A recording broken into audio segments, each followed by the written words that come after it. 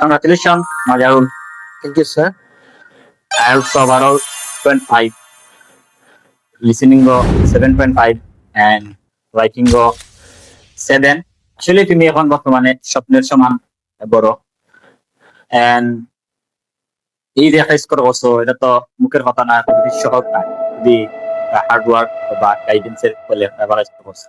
তোমার এই যে স্কোরের পিছনে মানে অবদানটা বেশি কার কার আছে, যেমন আমাদের প্রতিষ্ঠান অথবা আমাদের ছাত্ররা কতটুকু অবদান আছে এবং তোমার কতটুকু হার্ড ওয়ার্ক আছে, please try to share with us about your.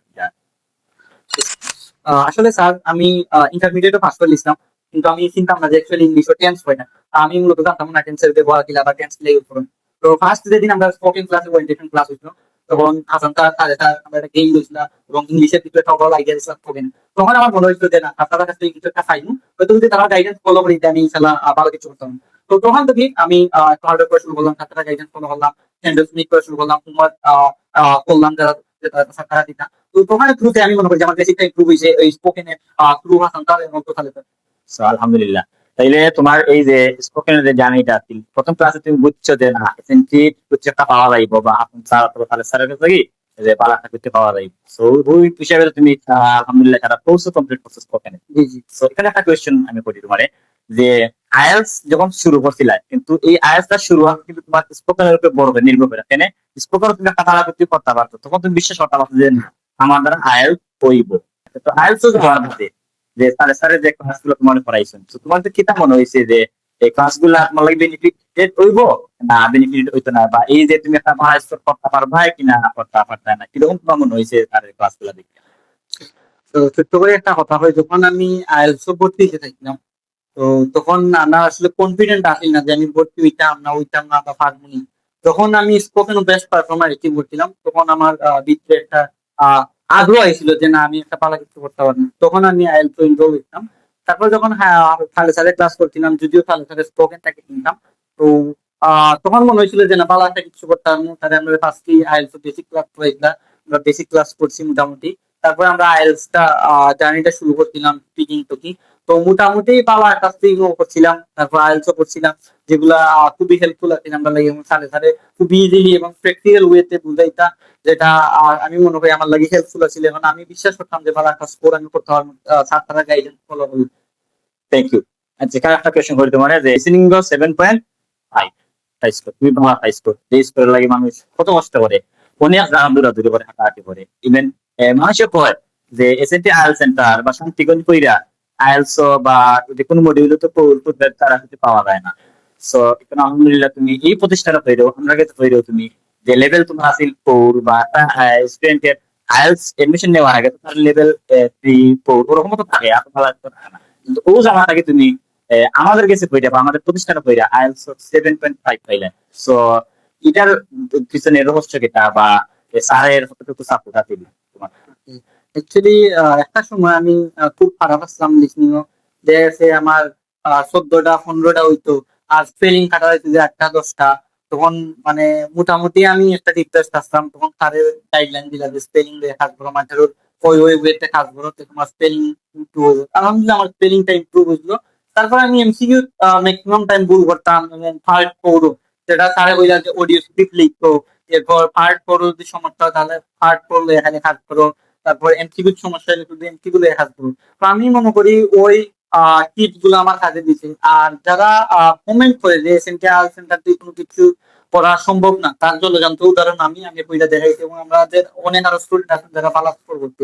তো এটা টোটালি ডিপেন্ড করে আপনার উপরে, আপনি কতটুকু ওইটা নিতে পারবেন বা কতটুকু গাইডেন্সটা ফলো করেন। গাইডেন্স যদি ফলো করেন, আমি ইনশাল্লাহ বিশ্বাস করি যে সেন্টার সেন্টার থেকে 7.5 পাওয়া সম্ভব, সেটা আমি দেখাইছি। একটা কোয়েশ্চেন করি তোমার, রাইটিং আলহামদুলিল্লাহ 7, যেটা স্বপ্নের স্কোর। তোমার স্কোর পাওয়ার পিছনে তো আমরা স্যার তারা যথেষ্ট সাপোর্টিভ আসলাম, আমরা সবসময় ভালো গাইডলাইন দিচ্ছি যে কি করে কিরকম তুমি একটা স্কোর করতে। সো এই যে রাইটিং এর ক্লাস গুলা, তাহলে স্যার যে তোমার ক্লাস সবসময় একটা সাপোর্ট পাইছো আমরা কাছে থাকি, যে এই যে রাইটিং যে 7 পাইলে এবং তারা কতটুকু গাইডলাইন ফলো করছো এবং তুমি কতটুকু কষ্ট করছো? অ্যাকচুয়ালি রাইটিং এর যে ক্রেডিটটা, যা টোটালি হাসান স্যার এবং খালেদ স্যারের কাছে। বিকজ যখন আমরা এসআইসিউ করছিলাম, তখন স্যার তারা সকালেই আমরা রাইটিং এর ফিডব্যাক দিতাম, কোনো না কোনো ভুল হয়েছে ওটা ফলো করতাম। ওটা করার পরে আমরা ইমপ্রুভ করতাম। এবং একটা কথা বলছিলাম যে যখন কোর্স শুরু করছিলাম তখন আমি টাস্ক ওয়ান কিছুই বুঝতাম না। অ্যাকচুয়ালি আমি টাস্ক ওয়ানের কোর্স 2 বার করছি, 2 বার করার পরে মোটামুটি টাস্ক ওয়ানও করতে পারছি। ইভেন এক্সাম টাইমেও আমি টাস্ক ওয়ান লিখছিলাম প্রায় 35 মিনিটে, আর টাস্ক টু লিখছিলাম 20 মিনিটে, 5 মিনিট প্রুফ রিডিং করছিলাম। তো ওটা ওভারঅল হচ্ছে যে আমার বেসিক যে স্ট্রং করছিলাম আসাম সাহেবের থ্রুতে, সেন্টেন্স মেকিং এর আইডিয়া ভালো আসলো, ও স্পোকেন তো কিছু সেন্টেন্স মেকিংটা ইমপ্রুভ করে আসছি। তারপর দেখা গেছে আইএলটিএস রাইটিং একটু তাদের আইডিয়া নিতে সালে সালে কোশ্চেন টাইপটা ভালো করে বুঝছি, কিভাবে টাস্ক রেসপন্স করতে হয় এগুলো বুঝছি। তো আমি মনে করি ওইগুলো থেকে আমার এই আইএলটিএস এর যে জার্নিটা বা একটা ভালো রেজাল্ট করছি মোটামুটি রাইটিং, এটা সব ক্রেডিট আপনার। একটু আমি হার্ড ওয়ার্ক করছি, একটু রিসোর্স পাইছি, ওগুলো আমাকে হেল্প করছে। Thank you. আচ্ছা, আমরা যে আইএলটিএস এর কোর্স করার পরে যারা এক্সাম দিত বা আমরা একটা এক্সাম দিতে আছে যে প্রিপারেশন দিতে তারা হয় এসআইসিউ।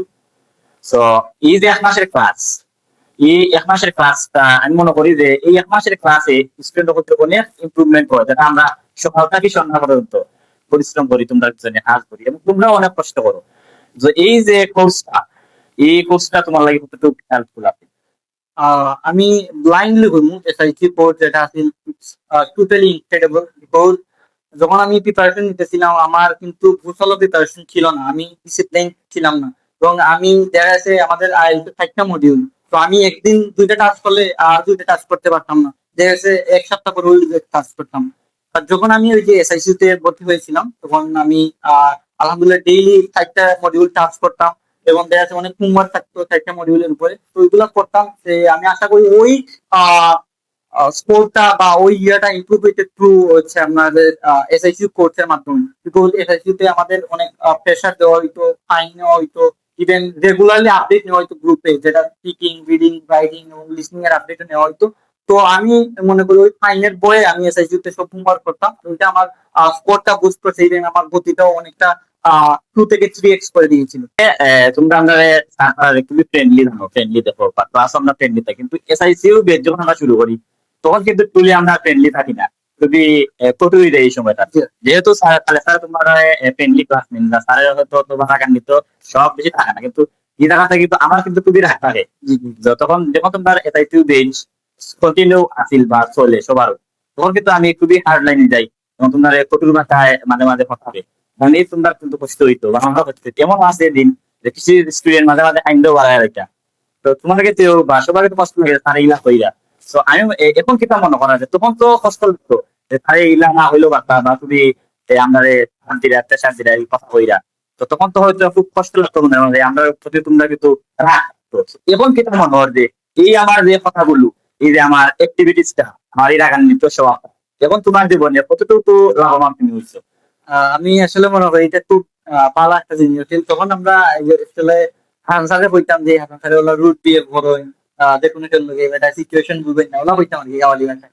তো এখন ফিল করতে পারলাম আসলে ওই বিহেভিয়ার গুলা আসলে আমরা ফিউচার বা আমরা পড়ালেখাটা ইমপ্রুভ করার লাগে আর কি, যদিও এখানে খারাপ কোনো স্বার্থ নাই, টোটালি আমরা লাভবান হয়েছি এবং এটা আমাদের লাভ ছিল। তো এখানে তো হাসান স্যারের কোনো লাভ নাই, বা দেখা গেছে স্টুডেন্ট যদি একটু কষ্ট পায়, ও কষ্ট যদি তার ভিতরে একটা দিয়ে দেয়, ও যদি তার কোডটা বুঝতে হবে, তো আমি এটা মনে করি টোটালি একটা মানে ভালো একটা ওয়ে স্কোর ইমপ্রুভ করা। আলহামদুলিল্লাহ, মানে এটা থেকে সাকসেস যে এরকম স্টুডেন্ট একটু প্রেসার দেওয়া হয় তার জীবনে বা অথবা তোমার জীবনে একটা ভালো করতে হইছে। এখন তো তুমি শুধু স্টুডেন্ট না, এখন তুমি একজন ইন্সট্রাক্টর। তো এখন তোমার প্রিপারেশন বা তোমার প্ল্যান থাকিতা যে তোমার স্টুডেন্ট করতে লাগি যে তুমি তোমার স্টুডেন্ট তুমি কিলা তুমি গাইডলাইন দিতে চাও যে how will you teach your student, তো please try to share with us. প্রথমত আলহামদুলিল্লাহ, তো আমি সেন্টার সেন্টার স্টুডেন্ট আসলাম, স্টুডেন্ট তো কি টিচার হয় এটা অনেক একটা গর্বের বিষয়। যদিও তারার গাইডেন্স এবং তারার সাপোর্টে আমি এটা গাইতে পারছি, যদি তারা সাপোর্ট না থাকতো গাইতে পারতাম না। এবং আমার কিছু স্ট্র্যাটেজিস আছে এবং প্ল্যান আছে যেটা স্টুডেন্টদের যদি প্রোভাইড করি ইনশাল্লাহ তারা ভালো একটা কিছু করবো। কিন্তু আমি একটা পার লেভেলে আসলাম, ওই জায়গা থেকে এই জায়গাতে আইছি, যদিও সব ক্রেডিট ছাড়া থাকবো, বিকজ তারপর আমার নিজের কিছু স্ট্র্যাটেজিস আছে যেগুলা মানে সব টিচার তারা নিজের কিছু স্ট্র্যাটেজিস থাকবো, কারণ তারা যখন প্রিপারেশন নেয় তারা কিছু নোট গেদার করে, কিছু আইডিয়া গেদার করে, যেটা তারা নিজের ওন থাকে। তো আমি ইনশাল্লাহ প্রোভাইড করবো পালা কিছু, যদি স্টুডেন্টরা ফলো করে তাহলে আলহামদুলিল্লাহ পালা একটা স্কোর পাইবো বা পালা একটা গাইডলাইন্স পাইবো আমাদের থ্রুতে বা আমাদের এই প্রতিষ্ঠান থেকে। Thank you so much. So আলহামদুলিল্লাহ, তোমার এই হায়াত জার্নিটা কিন্তু তো সহজ ছিল না, খুবই কষ্টের ছিল, কষ্টের জার্নি আছিল, যেহেতু আলহামদুলিল্লাহ তখন তুমি সাকসেস। সো তোমার সবসময় তোমার লাগে শুভকামনা। এসএনপি আইএলটিএস সেন্টারের পক্ষ থেকে তোমার শুভকামনা। তো তোমার ভবিষ্যৎ আরো সুন্দর হোক, আরো সফল হোক, তুমি যাতে স্বপ্নের সমান আরো বড় হোক। তো সর্বোপরি তোমাকে অনেক অনেক ধন্যবাদ। ঠিক আছে।